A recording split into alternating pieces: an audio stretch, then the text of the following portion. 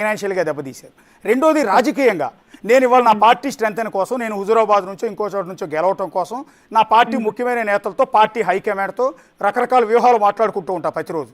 అలాగే మీరు కూడా గద్వాల్లో మీ పార్టీ నేతలతో రేవంత్ రెడ్డి గారితో కావచ్చు, లోకల్ స్థానిక నేతలతో కావచ్చు, కార్యకర్తలతో కావచ్చు, మీ గెలుపు కోసం రకరకాల వ్యూహాలు సహజంగా రాజకీయ నాయకులకు అవసరం. ఆ వ్యూహాలన్నీ కూడా వాళ్ళు విని ముందస్తుగా వాళ్ళు తెలుసుకుని మిమ్మల్ని దెబ్బకొట్టుండొచ్చుగా. డెఫినెట్ గా మీరు అన్నది వాస్తవమే. అయితే అందరూ గెలుపు కోసం వ్యూహాలు పన్నుతారు. కాకపోతే నేను గెలుపు కోసం ప్రయత్నాలు మాత్రమే చేసిన, అవతల వాళ్ళు నన్ను ఓడగొట్టడానికి వ్యూహాలు పన్నింటారు. అందులో ఈ ఫోన్ ట్యాపింగ్ కూడా ఒక అస్తం కావచ్చు. డెఫినెట్ గా మీరు అన్నది వాస్తవం అయిండొచ్చు. మేము మా నాయకులతో మాట్లాడుకుంటున్నాం, అంటే కొత్త పార్టీలో మాకు సపోర్ట్ గా ఉండడానికి వచ్చిన వాళ్ళతో కావచ్చు, వెంటనే ఇమీడియట్ గా తెలుసుకొని వాళ్ళు రెస్పాండ్ అయ్యి మళ్ళీ వాళ్ళని అటువైపు మళ్ళించుకోవడం ఇలాంటివి అయితే కొన్ని జరిగినాయి వాస్తవమే.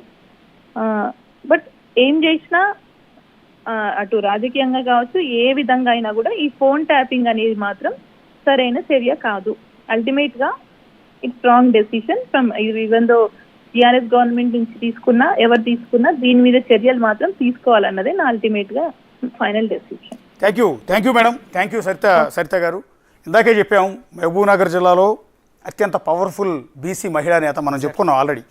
డీకే అరుణ గారి తర్వాత ఆ స్థాయిలో ఒక మహిళా నేతకు పేరు రావటం, ఒక మంచి స్పోక్ పర్సన్గా, అగ్రెసివ్ లీడర్గా, అలాంటి లేడీ నాయకురాలి ఫోన్ కూడా ట్యాప్ చేశారు. సో ఆవిడ కూడా ఆవేదన వ్యక్తం చేస్తున్నారు. అంటే అనేది కరెక్ట్ అశోక్. ఎందుకంటే ఆ రోజు బిగ్ టీవీ తరపు నుంచి నేను వెళ్ళి ఆమె ఇంటర్వ్యూ చేశా.